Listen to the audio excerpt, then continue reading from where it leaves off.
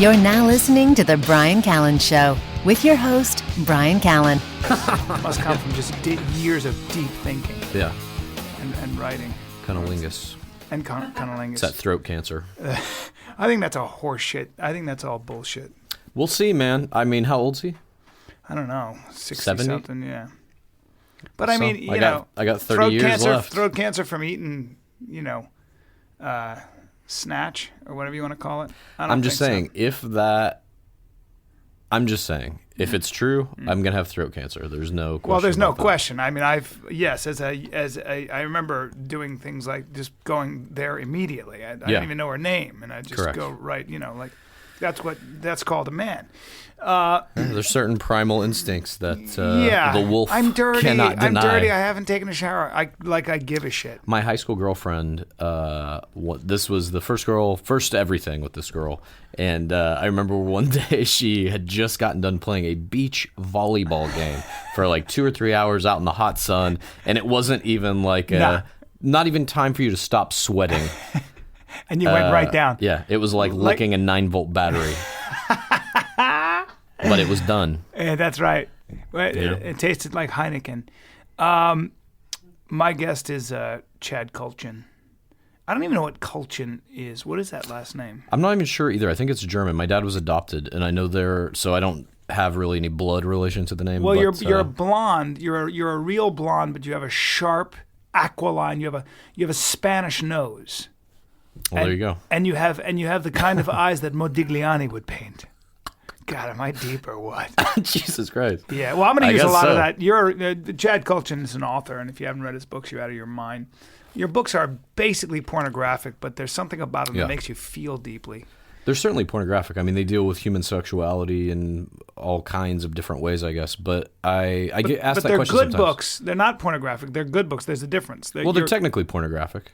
They are, but there's something else going on. I actually, the overwhelming, like for average, I think it's average American male, the overriding sort of the thing that I think it was about was a guy looking for connection. He felt like it was like that. It was almost like what something Albert Camus would write. Kind of like a stranger in a strange land. All right, yeah, that's maybe a little lofty. I pronounced it wrong. Albert Camus. There you go. That's what I was offended by. The pronunciation. No, I'm saying I don't know that I'm quite worthy to be mentioned in the same breath. But yeah, certainly it is about that kind of stuff. I mean, all my books are really about that. People searching for connection and what is this modern world we're living in and how relationships are affected, social relationships, intellectual relationships, sexual, certainly. But for me, if you're going to write about sex, you have to write about sex. I've never had sex that's not pornographic. It's always real dirty. That's always. Right. That's right. I agree with you. I mean, that is sex, isn't it? It's at its core, it's saliva and swap and spit and everything else. But you've always struck me as a guy who is really in a good way cynical, or at least you just don't get that excited about a whole lot. Now you've had recently, your book was just turned into a movie directed by Ivan Reitman. Jason Reitman. Jennifer Garner starring, Adam Sandler starring in a serious role, et cetera, et cetera. That's kind of a big deal. Yeah, I mean, certainly career-wise, I think it's the biggest deal that's ever happened to me. So what happens to you there? Now, how do you feel? Fantastic. I can't wait to see the movie. I think it's going to be great. What does it do to you as a writer? Does it now? Do you relax? Do you find yourself relaxing or working on your next book? No, I never relax. I'm always working on the next thing. I mean, as soon as I finish writing something, I'm done with it, and then whatever happens to it after that can happen. But usually it's out of my head. Whatever I've kind of wanted to explore with whatever I was writing is done for me. The exploration is over. And now it can take on life as a movie or, to people who read the book or whatever, and I'm happy to answer questions about it and all that kind of stuff, what my original intent was. But I think for all artists, really, whether they know it or not, once you create something and put it in the world, you don't own it anymore. You have nothing to do with it anymore, in fact. Whatever your original intent was, whatever you thought you put in that thing may or may not be there, but now it's up to anyone else who views it to tell you what is actually in it. And anything someone finds in it is in it, whether you wanted it there or not.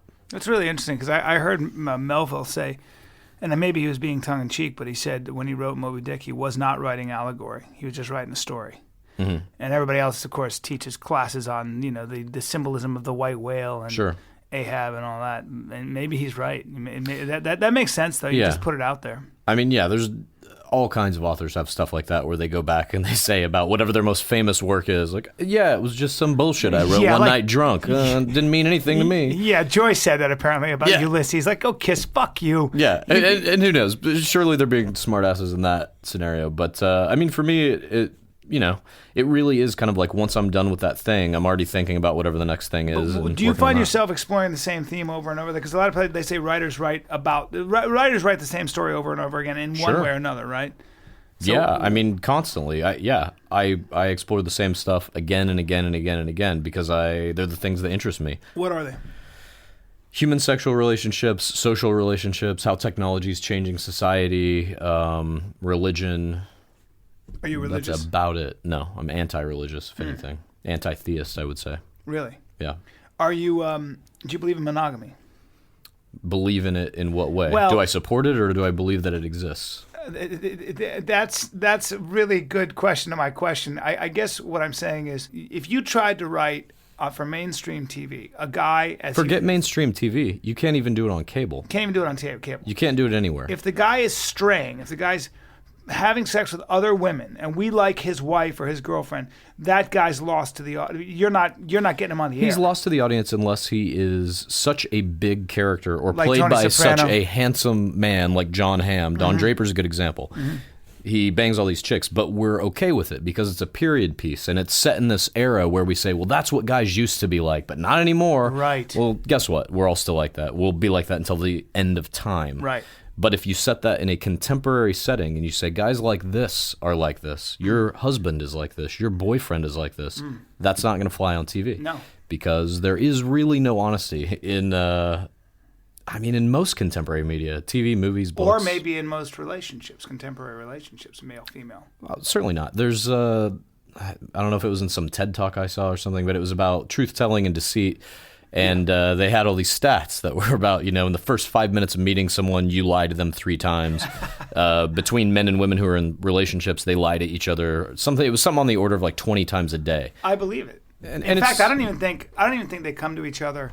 I don't even think they come to each other as who they are. I think that most relationships that I see, both people are playing a character. The men are playing much harder and more male than they really are, and women are doing the opposite. That's in any relationship, though, not just sexual, I think, or not just romantic. Friendships, business relationships. Yeah. You always bring some identity to whoever you're talking to.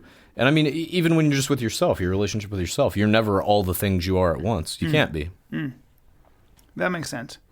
So in terms of your own relationships, trying to navigate that, I mean, it's hard not to be cynical, right? I mean, when you're in my position, you have a wife and children. Right.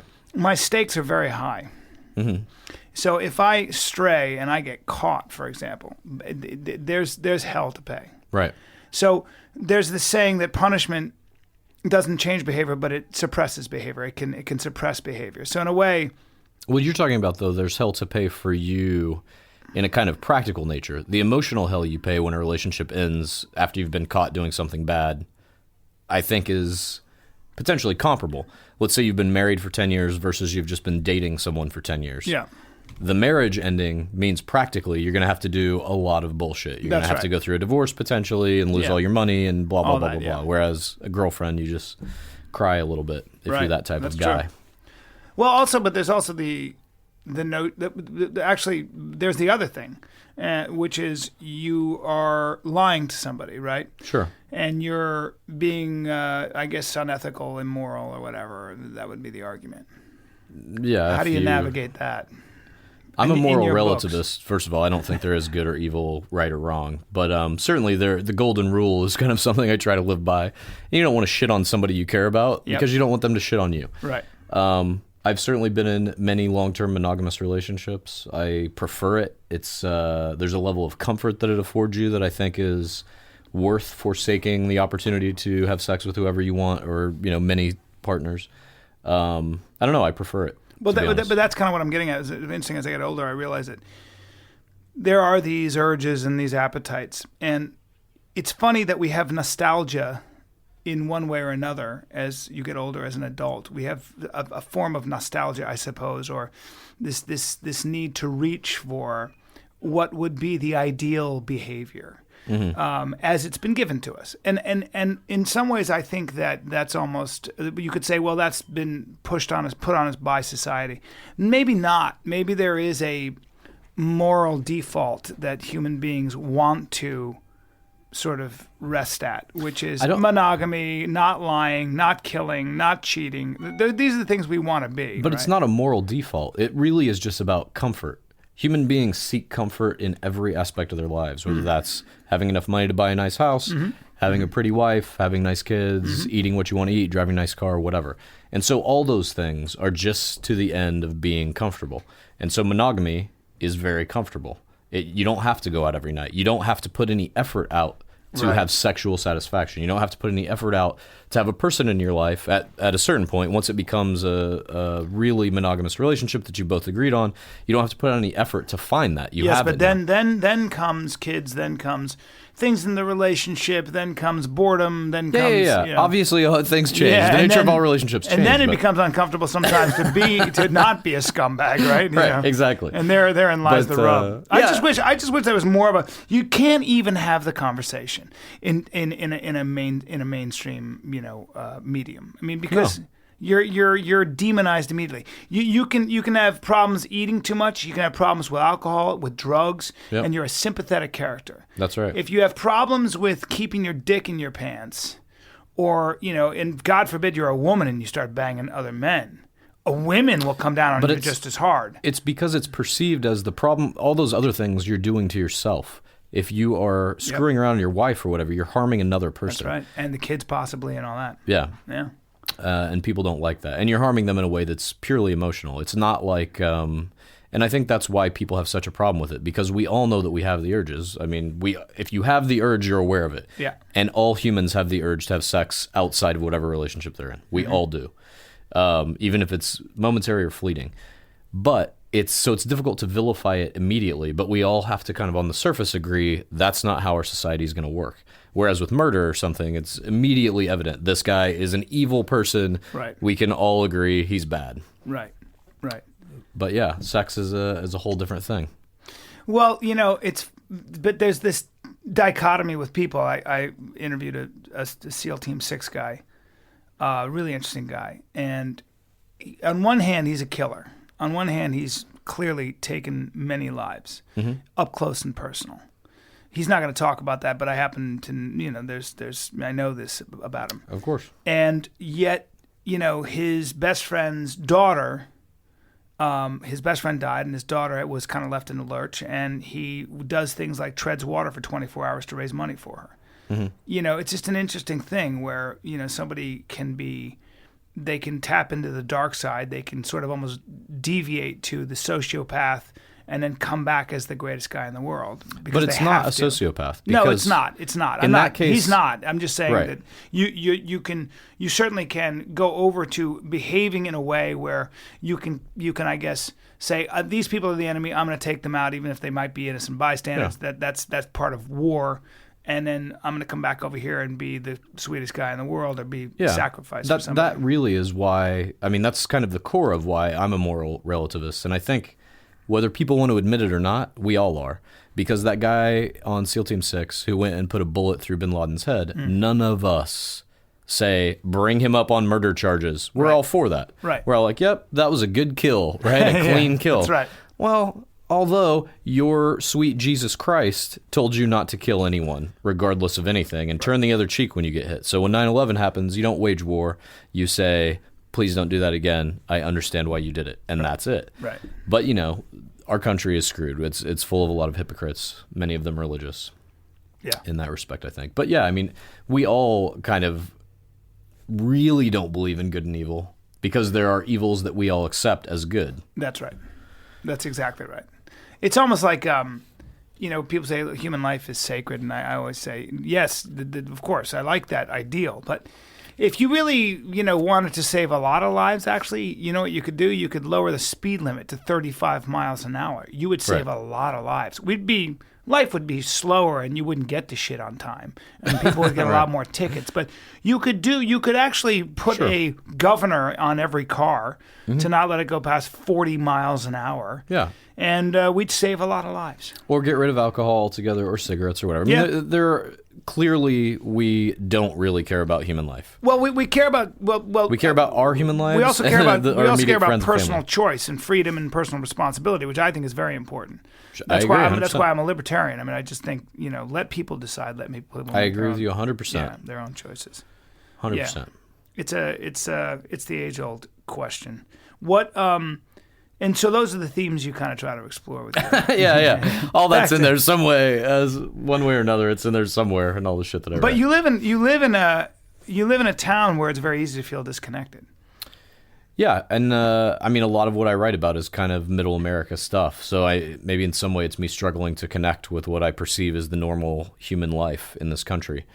And like you said, not only do I live in a town that's completely disconnected, but I have a job that disconnects me from most personal interaction. I just sit in my apartment all day typing on a keyboard. That almost is a personality trait, though, isn't it? I mean, isn't that you're a writer? I mean, you always. Why do you think how did you become a writer? What do you think about your childhood? I don't know, man. I read a lot of like science fiction and stuff when I was a kid. Certainly, I held writers in high esteem, as I did like pro athletes and stuff like that.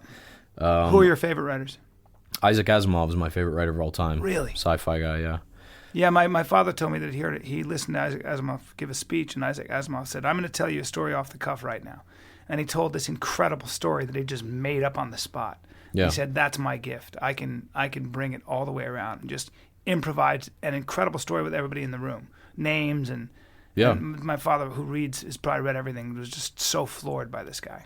Yeah, he was an amazing intellectual as well, beyond just being a great sci-fi writer. The guy was super smart, which I also, held in high esteem. But, I'm sure, as with you, like, why'd you get into comedy? I'm sure there was some childhood influence. You saw George Carlin or something. It wasn't even that. I just was moved around so much as a kid. I wanted to make friends. I wanted people to like me. Huh, it's interesting. And so the way in with guys is sports and being a jackass.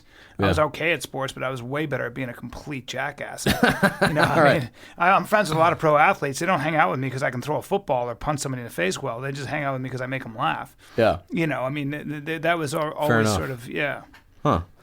Yeah, I don't know, man. I think I read a lot of comic books, a lot of sci-fi, and I always just kind of thought writing was really cool. It was the medium that I really liked more than any of the others. I watched a lot of TV, comedy and stuff when I was a kid, too, which I think kind of angled me in that direction as far as what I write in movies and TV. But you played baseball. You were pretty athletic, right? Yeah. Played high school sports and all that. Yeah. And, you weren't a nerd because you're a pretty athletic guy. No, I was on the baseball team and football team and all that. And I probably could have played like college baseball had I not gone to USC or...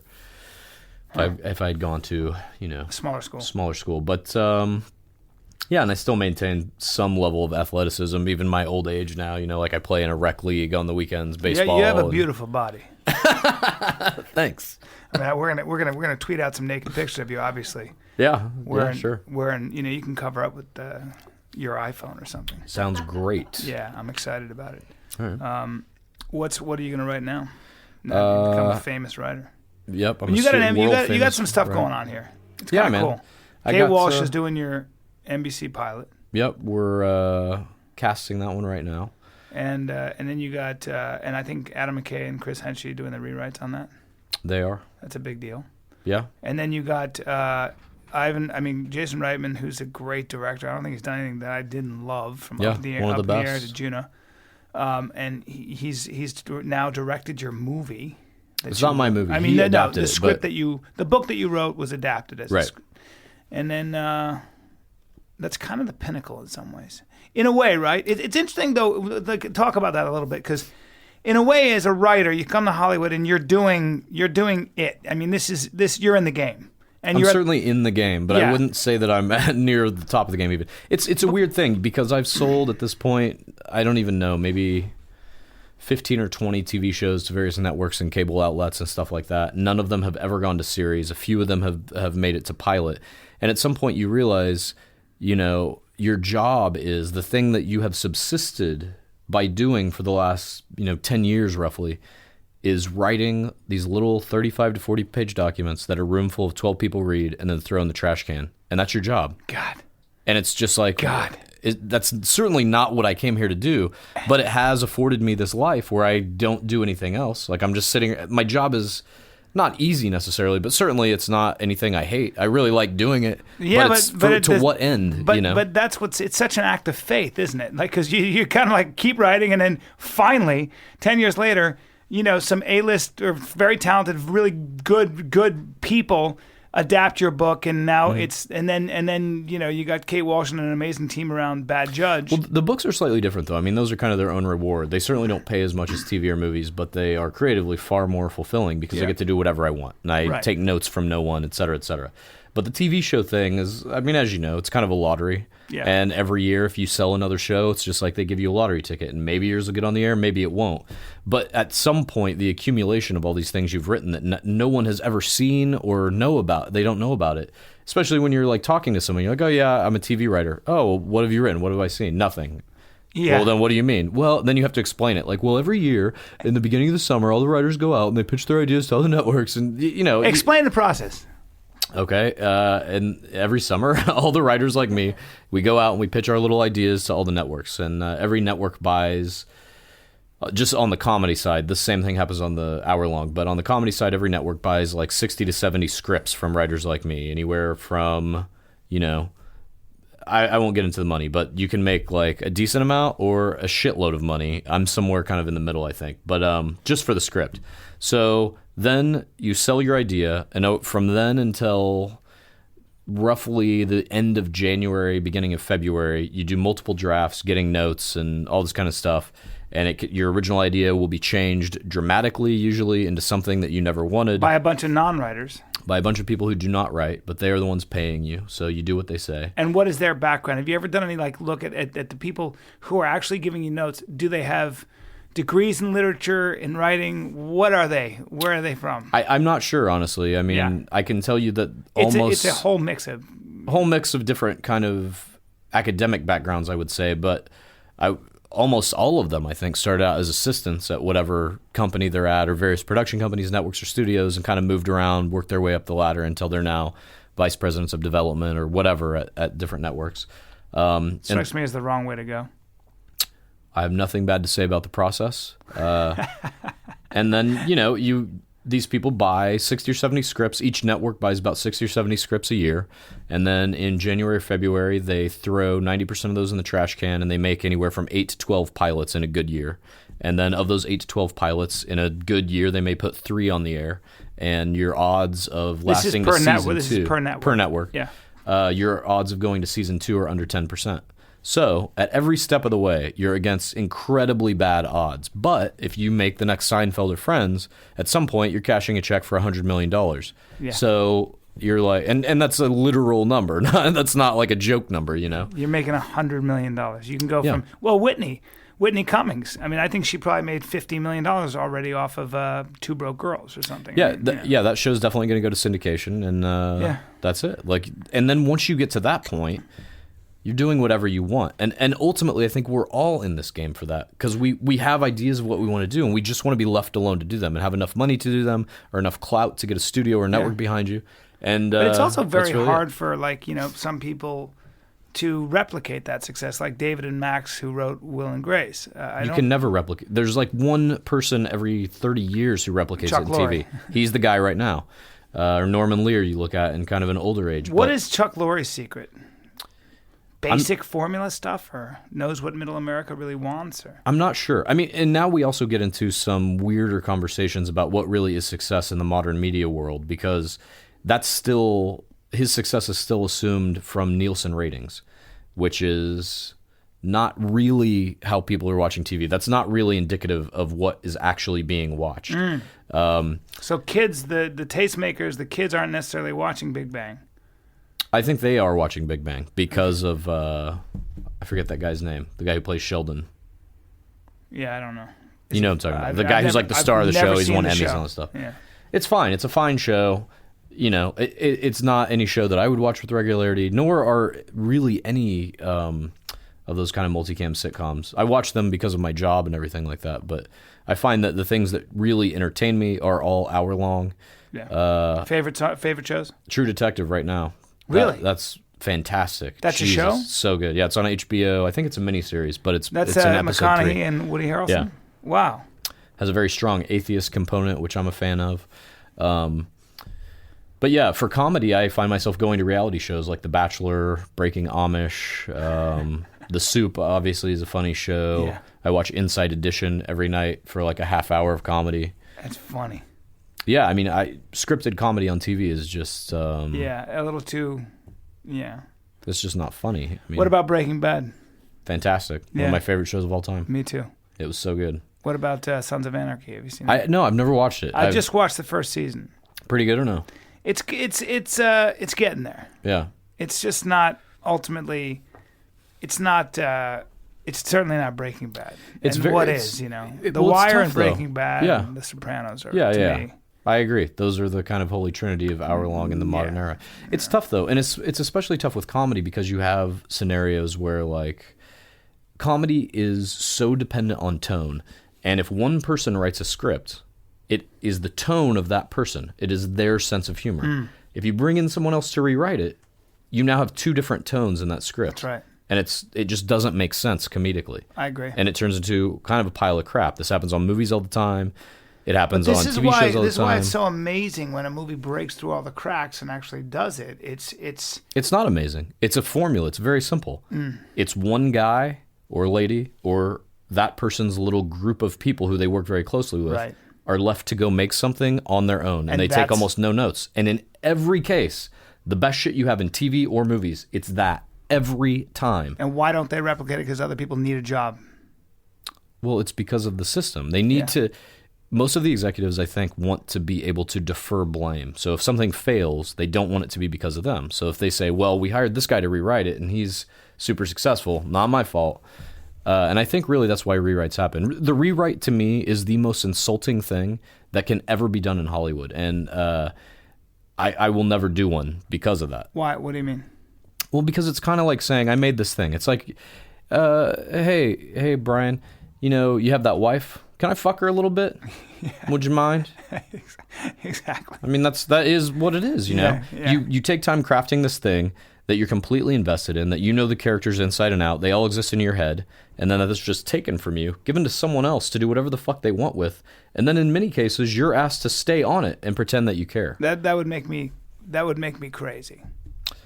It doesn't make you crazy. I mean, the first couple of times it does. I guess after a while you just become numb to it. Yeah, this is the animal. Don't get attached to anything. Yeah, exactly. And so then, as a result, you become don't a really slut. Basically, I'm not going to give my heart to anybody. I'm just going to fuck. Well, it becomes very difficult to care about the things you're doing because you know at that point you're only doing them for money. And if the people who are making the real decisions about whether or not it gets on the air and stuff don't really care enough to lend you the credibility that you think you deserve, having created the entire thing. Yeah. Why it just becomes very difficult to... Do you get lied to a lot? In terms of what? Best script we ever read. Network really likes it. They're really happy with this. No, I mean, I think that's actually probably genuine in the first phases when they're very happy with stuff. I think that's... But I mean, their job is hard too. It's like they get fired all the time. Of course. And they're answering to a higher power, usually the head of the studio or network or whatever. Mm-hmm. And it is like that fear that they have. I kind of get it. It's like they, in many cases, don't know what that person wants, what kind of shows they're going to want on the air the next year. And it's kind of a crapshoot for them as much as it is for us who are writing it. But you're right. I mean, so many of these success stories really are the result of someone's original and untouched inspiration. Yeah. And that becomes the expression. And when somehow by accident it's left alone and put on the air. Yeah. Or by force. Chuck Lorre is a good example with Big Bang. I mean, 2.5 Men was already a huge hit. Yeah. I don't think he had to do many notes on Big Bang, if you know what I'm saying. Because it's like, really? You're going to fuck with me now? I know that firsthand. I mean, I have friends. We have a mutual friend who worked with him. And he said that when somebody asked him a note from the network, Chuck Lorre started reading from the beginning of the script. I've heard that story too, yeah. Yeah. And he must have felt very satisfied in doing that because God knows what he went through when he was younger. Yeah, it's a weird relationship that you have as a writer with the people who are paying you because it's like on one hand, That's your job, is to work with these people and do this thing. But on the other hand, you just have to watch your thing turn into something it was never meant to be, something that you don't like. Explain to me this whole ridiculous thing they did with anger management, where they pick up 100 episodes after they shoot the first 10 or something. Yeah, I don't know. I don't know what the reasoning was behind it. It seems so crazy. Yeah, they just wanted to go straight to syndication, obviously. 100 episodes. Because they figure Charlie Sheen can sell anywhere, right? I mean, is that what it is? Well, that was right on the heels of the big blow up with Chuck Lorre, and when Charlie Sheen was literally every news segment was something about Charlie Sheen, and he was saying, had all of his catchphrases going, and he was going to do the live stage show. And I think FX probably thought they could capitalize on that. But, we live in an era now. How is 2.5 Men doing now with... I'm not sure. Yeah. I don't think as good as it was, but they have to fulfill. I think they had 3 years left in the contract or something after he was removed. I've never understood the phenomenon that is Charlie Sheen, not as an actor, and not even as a. No, I mean I think he's fine. I think he's super charismatic and interesting to watch. And I mean, for what that then again, show to be is, fair, I haven't watched a lot of him. Yeah, I mean, for what 2.5 Men is, I think he's perfect at it. Yeah, you just don't. It's that is him, Friends or whatever. For a multicam sitcom cast, that's as good as it will ever be. No question. They were just perfect at it. They were all great at what they did, and haven't worked much. I mean, David Schwimmer and Lisa Kudrow, and there hasn't been even Matthew Perry. Matt Perry's had a couple of failed sitcoms. He's done some movies. Yeah. Lisa Kudrow is now on that show. I think it's on Showtime that started out as a web series, Web Therapy. Right. Who else are we looking at? But they're back in it too. They're Joey trying... Lawrence is on a TV show on Showtime as well. Yeah, that's actually Joey done Lawrence. well too. Not Joey Lawrence. No, what's his name? Matt LeBlanc. Yeah, Matt LeBlanc. That's Joey Lawrence. That's done.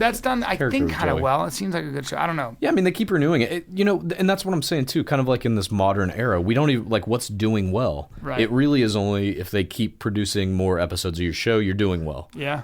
Viewership but the big money the big money may be gone for a lot of people. Is the way they used to throw money. No, the around. big money is still there. It's just changing. The big money, Louis C.K. and people like that are starting to tap into it. It's a direct-to-consumer piece of media. It's no longer network and studio, pay me my money and we'll sell your toothpaste and Diet Coke and the commercials in our TV show. It's now I'm making this thing that you want to see.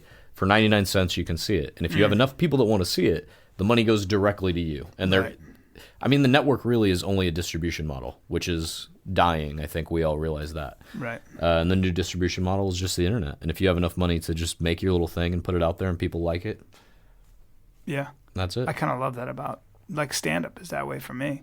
For sure. I start developing a following, and you can start getting the door, and that's where you make your money. Yeah. Then you're doing theaters, and it's kind of a cool way to make a living. And by the way, stand-up is you can still have your own autonomy. Oh, for sure. It's all up to me. I get to call my own shots. It's very difficult to be in your position, I think. I mean, you're very successful at it, but still to have to just do that time and again. I guess I lived it as an actor for so long, going into a room and doing everything I could, and then coming really close and them going, nah, or getting a sitcom and not going, or going a series and not going more than 6 episodes. There is something kind of like what I was saying earlier, though. I really have adopted this attitude that's once I get done with the first or second draft of a sitcom or a movie or whatever, I know that that's the thing I wanted to do with it, and then it's kind of it's in the world. And now whatever happens with it is... You did your work. Yeah, exactly. And the rest of it is just typing, doing whatever they tell me. The guy asked Philip Roth, why do you write? He goes, just to get to work. Yeah. I understand that. There is a proletariat. For sure. In us that, I think if you embrace the proletariat, just show up and just do your work, it's kind of all you can do. At a certain point, I agree. Not even to judge it. I mean, just put it out there. Yeah.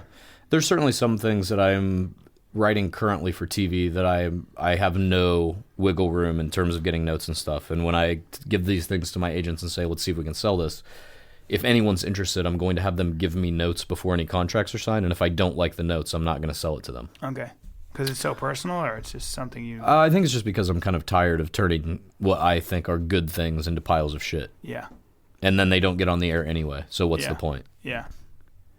I'm always fascinated. I'm very, very envious of... and really, not really envious, but I'm being dramatic. But I've always admired and just coveted a skill set like yours. Because you seem to write... You write effortlessly. Do you outline? I mean, where'd you... Some things. Who taught you to write? Did you have a teacher? Did you read a book? No, I think it was just reading a bunch, Yeah. It's like with anything, when you see something in the world when you're a kid or when you're, in college or whatever, you see something and you're like, fuck, that's pretty cool. I'd like to do that. You start seeing as much of it as you can. You start trying to like replicate things or figure out how you'd change it a little bit. I remember, just reading incessantly. And when I went to film school, all I would do is go to the cinema library and read script after script after script of my favorite movies. What are your favorite movies? What movies impress you? Currently or all time? What do you mean? Give me 10. The Natural is my favorite movie of all time. Because of the baseball connection, or just the baseball connection, the epic hero's journey. There's a lot of shit working in that movie that appeals to me specifically. But yeah, fantastic movie. Star Wars, the first Matrix, that kind of shit. Sci-fi wise, I really like. I liked RoboCop as a kid. I'm curious to see the next one, I should say. Not excited, but curious. I don't know. What are some other good goddamn movies? What is it about The Matrix and those kinds of sci-fi movies that get you going? Because they changed our paradigm of thought. They kind of... Well, the first Matrix changed everything. I mean, it changed how movies were made. Yeah. And obviously the special effects and shit were very cool. But yeah, it also deals with a lot of elements in science fiction that I really like. What is the nature of reality? What is the nature of humanity? Man versus machine? All these kind of things. Will we create our own destruction? Are we creating our next evolutionary step? All those kind of things I find pretty fascinating. But me too. Yeah. It's also a question of learning how to look at things. Yeah. You got any favorite actors? Yeah, I think Daniel Day-Lewis is pretty damn good. Fassbender's good. There's a lot of good actors, to be honest. There's like some kind of middle-of-the-road shitty ones, but I really think there's like, right, and especially in hour-long TV, you get to see an actor deal with a character for like so many seasons. Like Breaking Bad's a great example. Yeah, I know. It's the development and how they change, and it's fantastic because you just can't.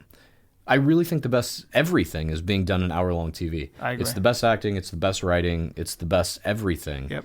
Except for special effects. That still is like big popcorn summer movies, but you just can't. An actor doesn't have a chance to do something like that in a movie where you're living in this character for years of your life. Yeah. Unless you're maybe Daniel Day-Lewis doing some weird shit, whatever he does. Goes away for 3 years and becomes a cobbler. Yeah, exactly. Or learns to box. I mean, the guy's like, he's nuts. It's almost like the acting is second to the, let me see what I can do. It's like Christian Bale. Yeah. Basically, I make believe and put makeup on. Of course, I'm going to try to lose weight and torture myself. It makes me feel like a man. He's phenomenal. Yeah, I agree. What are there people that you would like to? I mean, if I let you have dinner with, say, 3 people, living or dead or anything, doesn't matter. Dead. I'd probably go with Isaac Asimov. I would probably go with that might be the only one. What would you ask him? I don't know. I'd probably just have conversation. I mean, would I be able to resurrect him and bring him into the year 2014? Yeah. I would like to show him shit and be like, dude, what do you think of the internet? Dude, what do you think of this? What do you think of this? Where do you think it's all going? Because he was a futurist, if nothing else. Yeah, shit, I don't know. I mean, I don't have much curiosity, I guess, about like... It's kind of what happens as you get older, isn't it? I mean... Yeah, like I know the shit that I like, and that's I'm like, what I mean. I don't really want to hang out with anybody. I mean, do I have to go to dinner? It's kind of how I feel. When somebody's really good at something, oh, you got a really good skill set. You probably worked hard at it, and I got my thing, and here we are. It's even like I meet, when I was a young man, I'd meet somebody who was just, I don't know, a great athlete or a SEAL Team 6 guy or whatever it was, and how do you do that and stuff? Eric Clapton, he's at a bar one time. I was like, whoa, look at his hands, and not at all anymore, because they have a skill set. It's a specific skill set. It came about from an early age, and they worked hard at it, whatever, for blah, blah, blah, blah.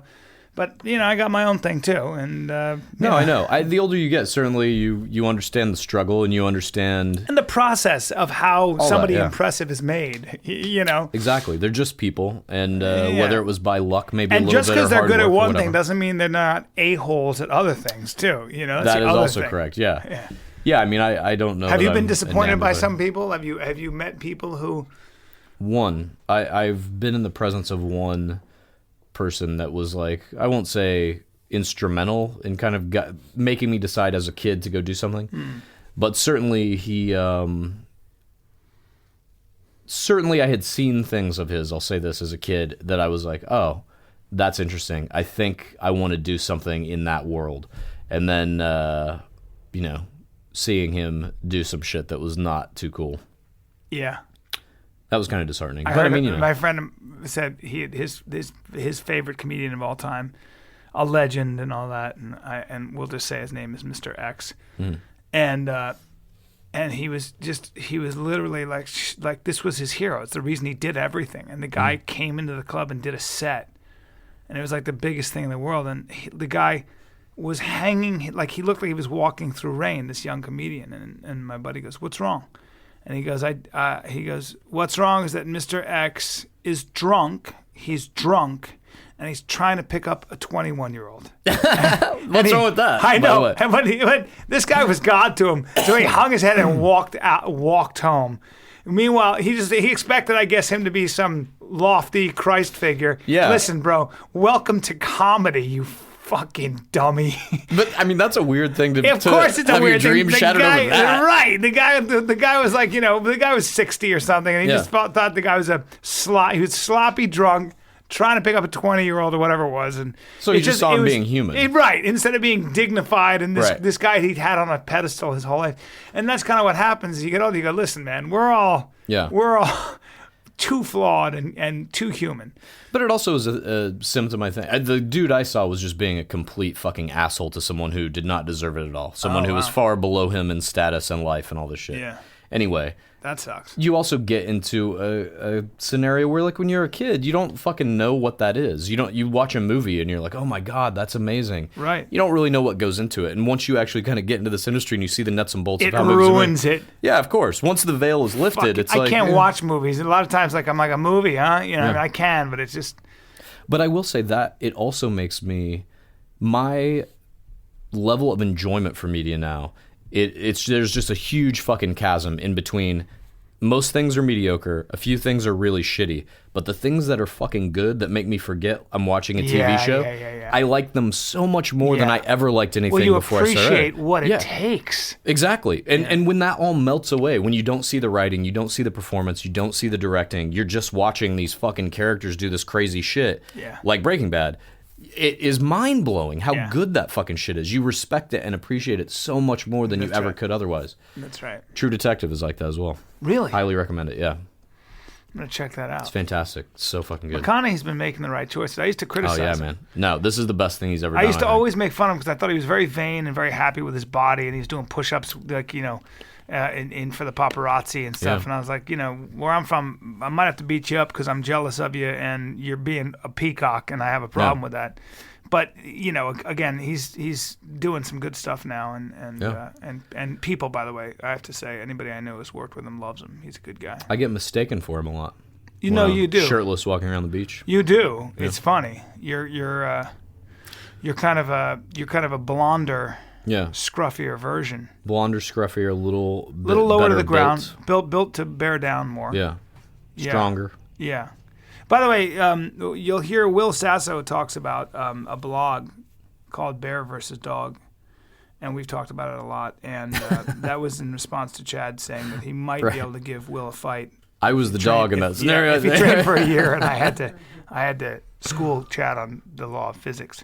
Well, I couldn't do it now. After my torn ACL, I think I'm out of the fight game. Do you have a torn ACL? Yeah, I had surgery. It's funny, isn't it? As a man, though, you never really lose the idea of wanting to not be vulnerable. Do you know what I mean?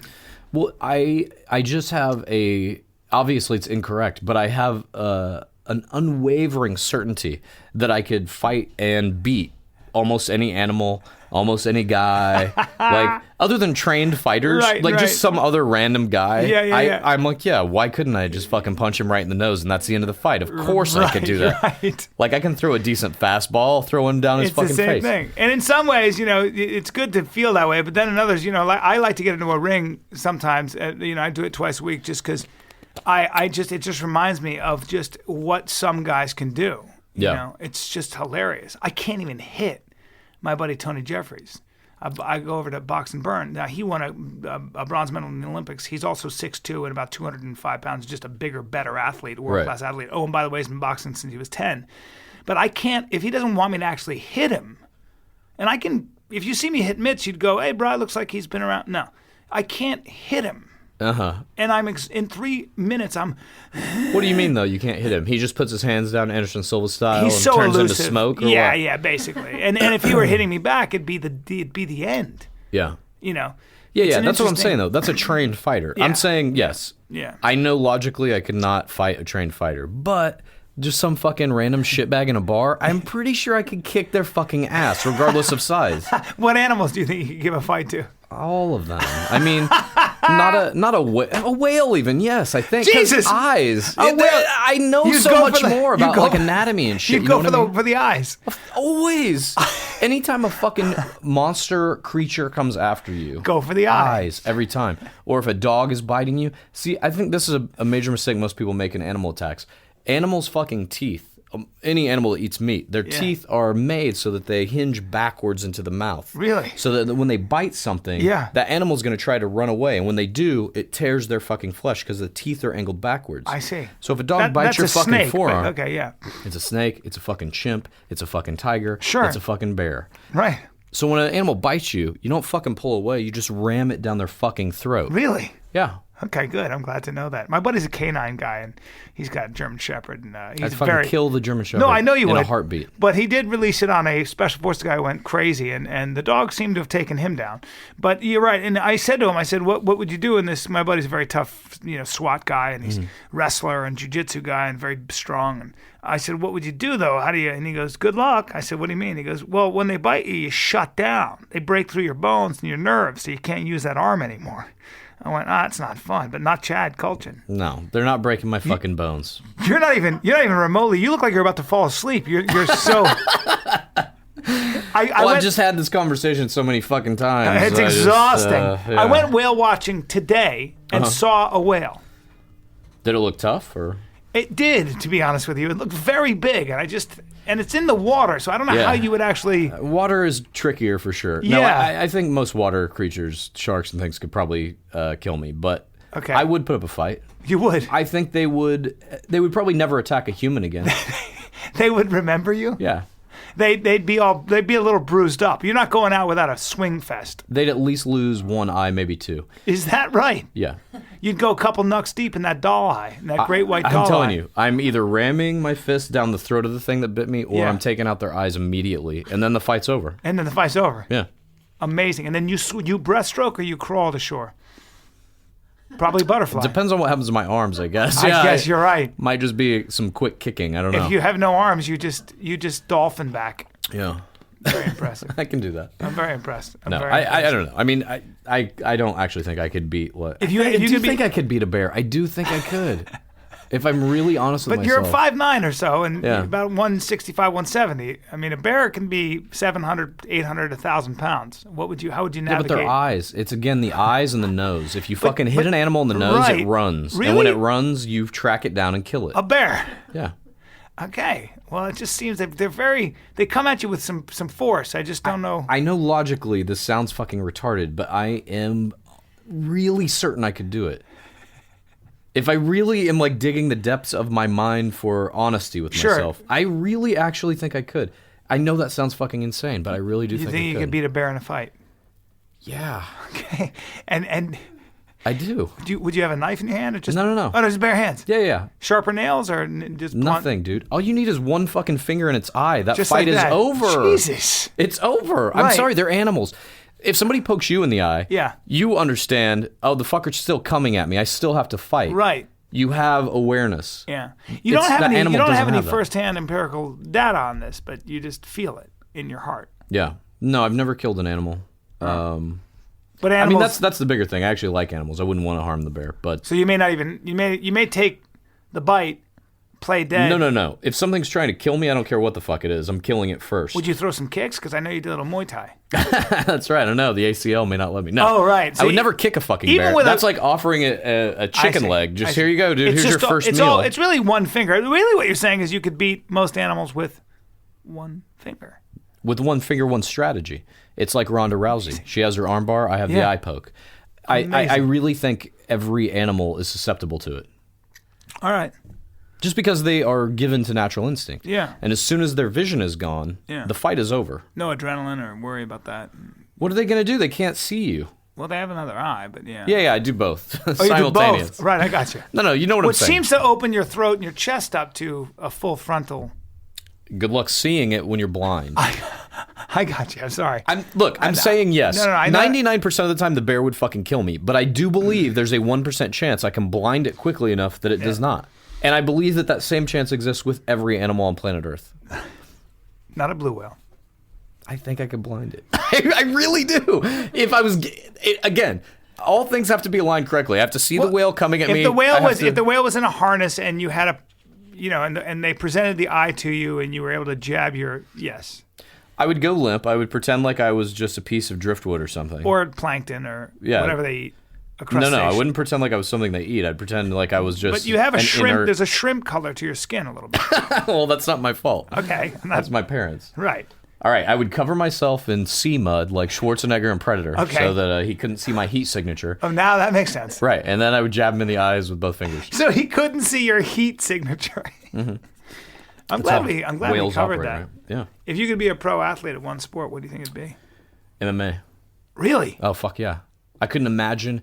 I mean, I played baseball growing up and obviously had aspirations, blah, blah, blah. Yeah. And I'm sure hitting a home run would be fucking fantastic. Yeah. There is something, it's not something, I know exactly why I like MMA so much. It is the purest form of competition that exists on planet Earth. I agree 100%. I say it all the time. Two fucking guys who are roughly the same size, who could have trained in anything they wanted, who have essentially the same access to the same set of skills, are entering a fucking confined space, and they're going to test that skill set against one another. That's it. Couldn't agree more. It's why I had this podcast, The Fighter and the Kid, with Brendan Schaub. Yeah. We talk about this stuff. It's why I've always been fascinated with fighting. Me too. And MMA especially. Yeah, because it's the fewest amount of rules. It's the most pure form of competition in the combat sports. Joe Rogan said, it's as close as you can get to watching two men kill each other with their bare hands. Yeah. It is the purest form of sport because you're basically naked and let's go. Yeah. The only thing you can't do is bite and gouge. Now, in the old days, man. In the old days, yeah. But I wouldn't even want to see that kind of fight because I actually like the skill set of, trying to knock somebody out and choke them and, all that stuff. It's just, Yeah, I mean, certainly there's some restrictions put on modern mixed martial arts. Yeah. Back in the day, you fought with, war. There's a big difference. We've made a big jump in civilization because we can kill at a distance. Back in the old days, you had to kill everything close up and personal. You could smell it. Well, I mean, the distance has only gotten greater. The gun, was obviously bow and arrow if you really want to get down to the sling. Now you got drones. Now you have a drone where, the distance I can kill you from is 4,000 miles. Yeah. It's, it's crazy. It's interesting. I'm all for it, though. I'm way into drones. Love them. Yeah? Yes. Do you have a drone? I'm having one built for me. That seems like it costs a lot of money. Not really. I got some USC engineering students. It's not for warfare purposes. It's for artistic purposes. But will it have lasers or no. Just flies around, does weird shit. Little camera on it. Because you could use it to blind almost any animal you wanted. That's right. If you give me a drone, then I can definitely fucking kill any animal. But no, I'm into modern warfare in that aspect that we really don't need human beings anymore. I was invited by my SEAL Team 6 guy buddy to hunt hogs. Hogs are a real nuisance in Texas. To hunt hogs from a helicopter with a belt-fed machine gun. Did you do it? I've not done it. I've been invited. I don't think I could do that. Well, I would eat the hog. I'm not going to go kill them just for sport, though you're supposed to because they need to be, the population's out of control.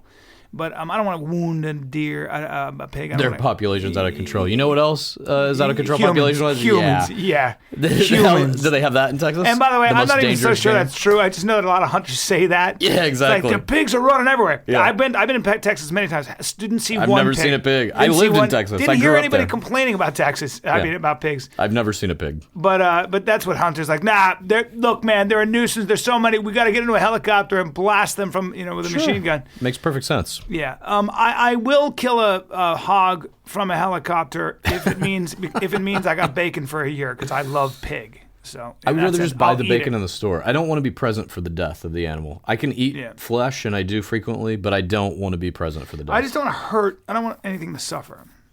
But I eat animals. Yeah. So if to kill one myself, I've never had a problem with, as long as I do it, responsibly.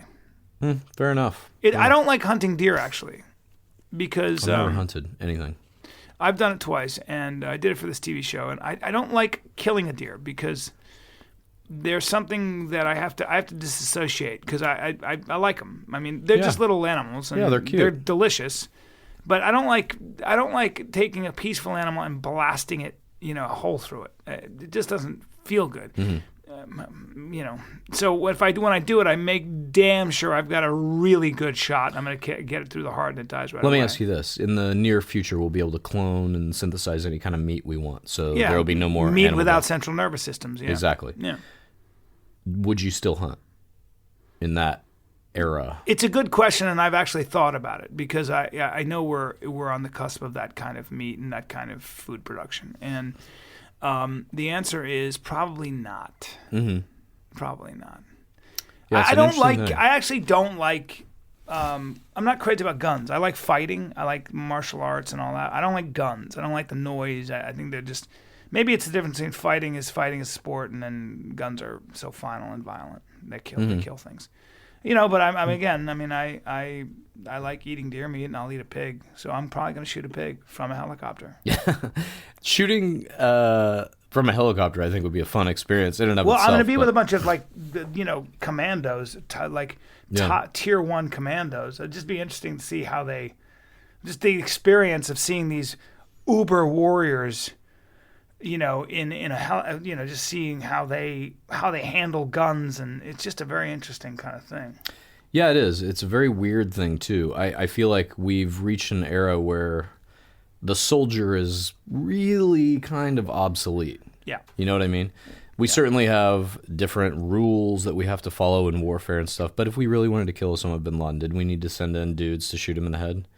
No. Of course not. We could have had a drone take out the entire complex. Well, we wanted to make sure that he was there. That was a big issue. Even if he wasn't, annihilate it. Maybe he was there, maybe he wasn't. We'll keep looking. Then we wouldn't know for sure if he was there. I'm sure they could have gotten his body out of the rubble and all that kind of stuff. Tough to do though sometimes. Maybe. Who knows? I can't go into why, but it is. Trust me. You just keep waking up free every morning, and I'll do what I do. Fair enough. Ladies and gentlemen, that was Chad Kultgen, and just so you know, I'm going to be in. I'll be at Gotham Comedy Club in New York City, February. I think it's February. 20th, 21st, 22nd, and 23rd. And then I'll be at the Punchline in San Francisco, the 27th, 28th, and 1st of March. So the 27th of February, 28th of February, and 1st of March. So that's New York and San Francisco. And then I'll be at House of Comedy in Minneapolis after that. God. It's busy. I'm on the road, bro. Thanks for doing this podcast. You're outstanding. My pleasure. I knew you'd be good. Yeah, well. Doesn't surprise me at all. What is do you have a website or anything? Yeah, I do, but there's nothing on it. Yeah. Just look at me on Twitter. You don't need anything to self-promote. You just write in a room.